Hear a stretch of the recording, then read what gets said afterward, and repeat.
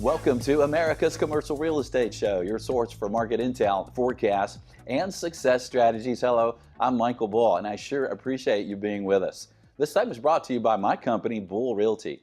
For customized asset and occupancy solutions, visit bullrealty.com or give me a call. Well, today we're talking about retail and retail real estate. I call it the wild and woolly world of retail. A lot in the news, a lot of retailers closing down. You know, it's interesting, retail properties, while some of them are having issues, they're typically very good real estate. And we're certainly seeing a lot of opportunities in retail. Let's see how the market's looking. First, please welcome my first guest, Jim Costello. Jim is Senior VP with RC Analytics, and he's joining us on Skype. Jim, thanks for being with us, sir. Thanks for having me here. Well, Jim, how do retail investors or investors in the retail sector, how do they feel about the market right now? What kind of activity level are you seeing in transactions? Yeah, it's a Jekyll and Hyde type market. There's different views here. There's some great properties that simply aren't trading.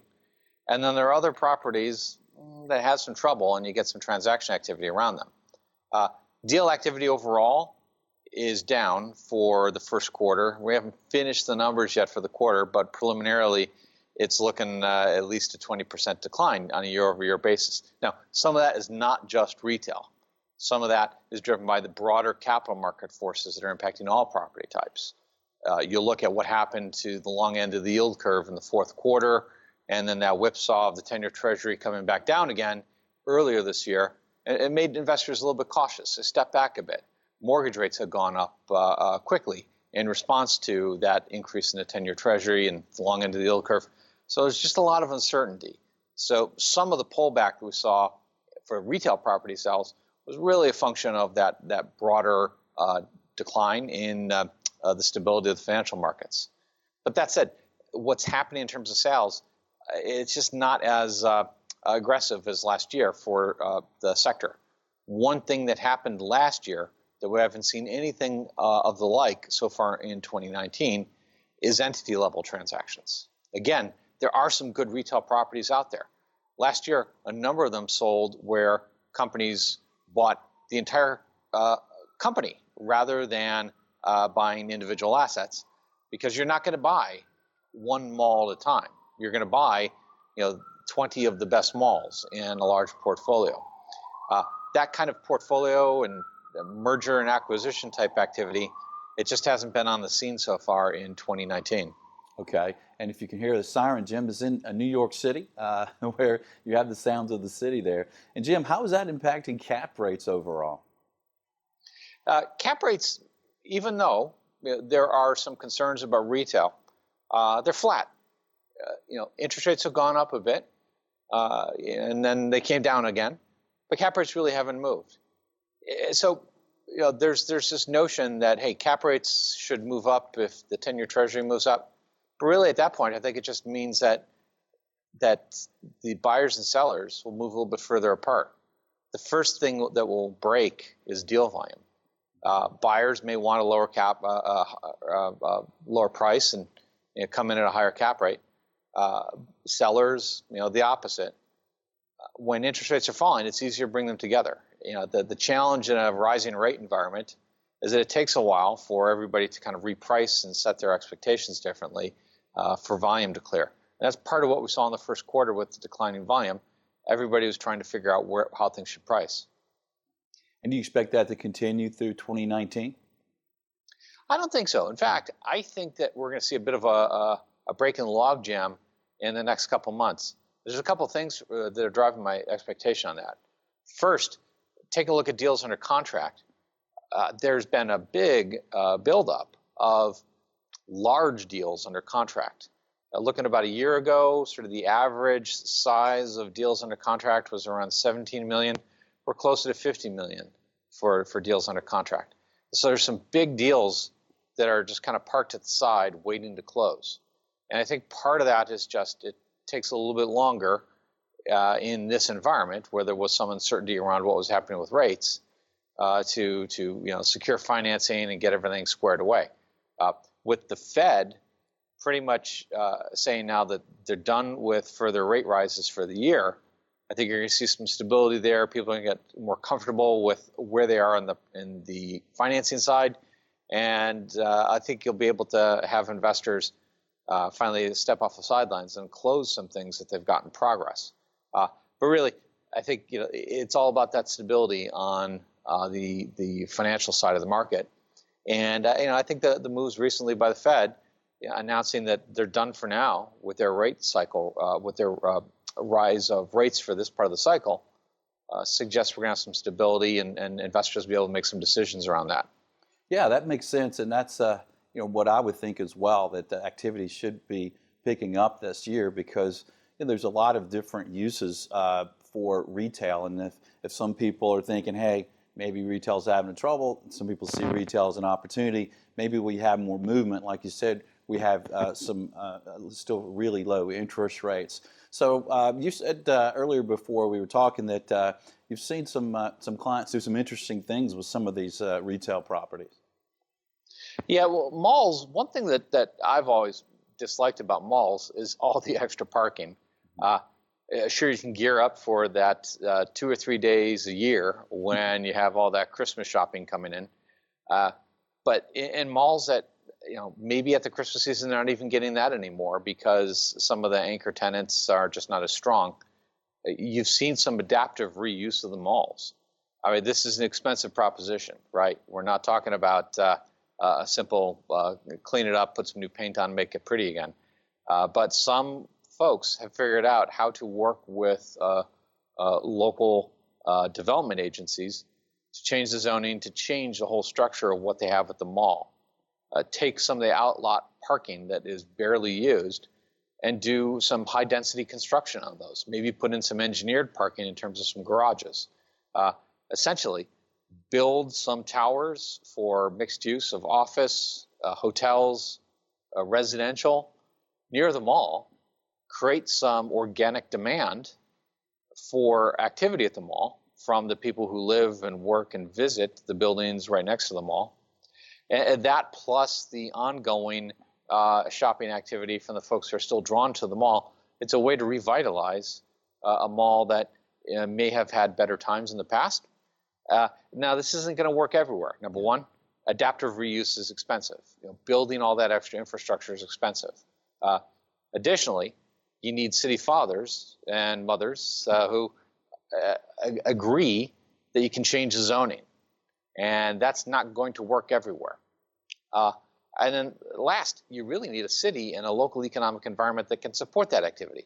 If you are in some Rust Belt city in the Midwest where all the great jobs are gone because they've been automated, that's just not going to work in the same sense because you don't have the knowledge sector workers and the high-income earners that are going to be buying the condo units and occupying the office space that one would hope to build on the outlot. Yeah, it comes down to what the 3 words, right? Location, location, location. I agree. I think retail has a lot of retail properties have a lot of mixed use and different uses that we're seeing, and we certainly see a lot of activity when we put retail properties on the market. Jim, how are lenders looking at retail properties today as compared to other sectors? Yeah, lenders are approaching retail with a little more caution compared to other property types. Looking at all the loans originated in 2018, the average LTVs for commercial properties overall were close to 68%. For retail, it was about 63%. So you've got about 500 extra basis points of lower LTV that they're putting in there to kind of cover their risks on that. The issue is that even though there are great retail properties, it's hard for any lender to step up and say, I'm going to make a loan on this retail property because I believe in the foot traffic here, I believe in the consumption activity here, when their board is hearing all these negative stories about retail with closures and the internet taking everything over.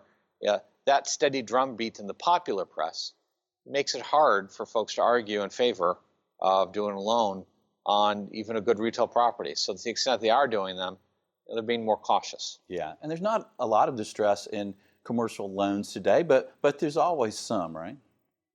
Yeah, there's always something that goes wrong. In the aftermath of the global financial crisis, that's when we tracked the most distress. We don't have nearly as much distress today. But when something happens and a retail loan goes bad, the lenders are only recovering around 70% of the value. So that's another way to look at that is a 30% loss if you want to take the glass half empty kind of view. But that stands in contrast to, say, the apartment market, where when something goes wrong, you're getting about 90% of the value back. So in that sense, that relative loss rate makes lenders a little more cautious. And I think it's really sort of a winner-take-all kind of situation in the retail market. When you lose, you really lose.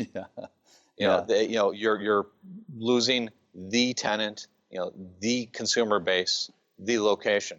Yeah. But when you win, it's all in your favor. Right. And so, I think there's just a very much a have and have not situation in the retail market. Right. And we're not seeing new malls today per se, but we are seeing some new retail development, right?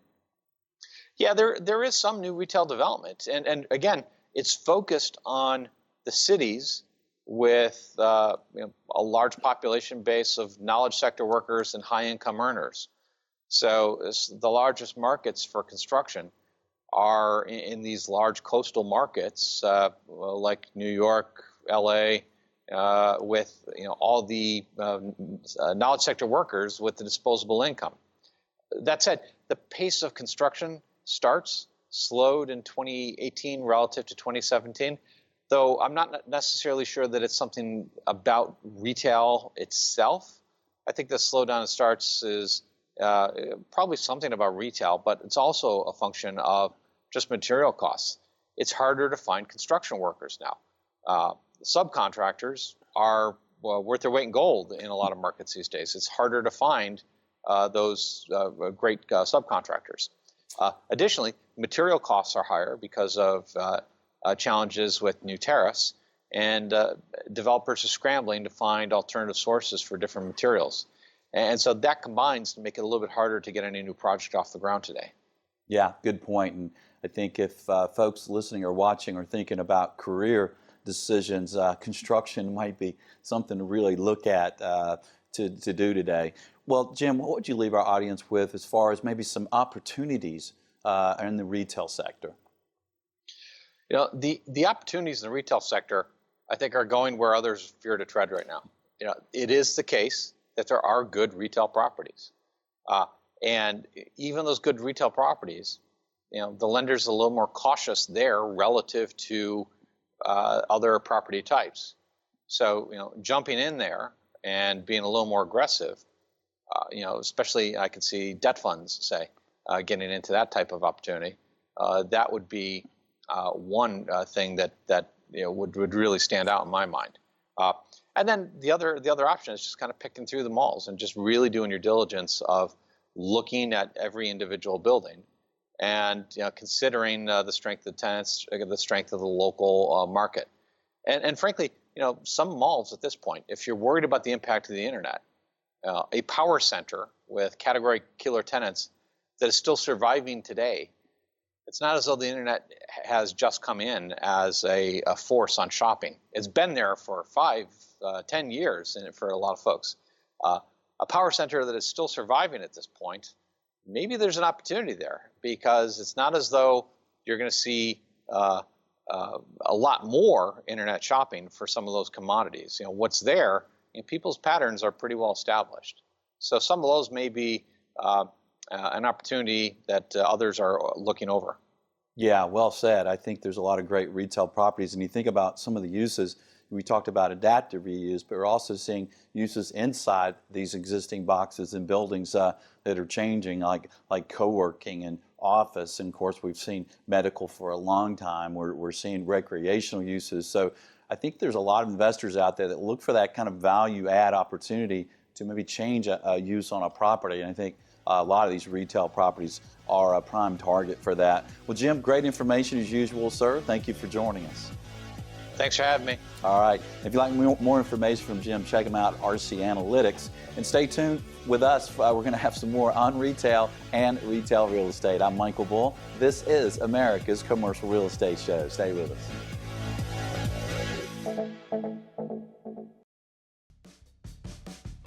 America's Commercial Real Estate Show is brought to you by Bull Realty.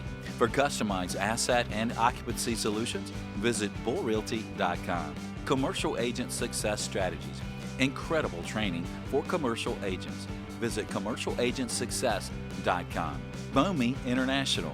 For facilities and property management education, visit bomi.org. Buyproxy.com. Your global commercial real estate listing service. Visit buyproxy.com. Red IQ. Turning multifamily data into actionable intelligence. Visit rediq.com.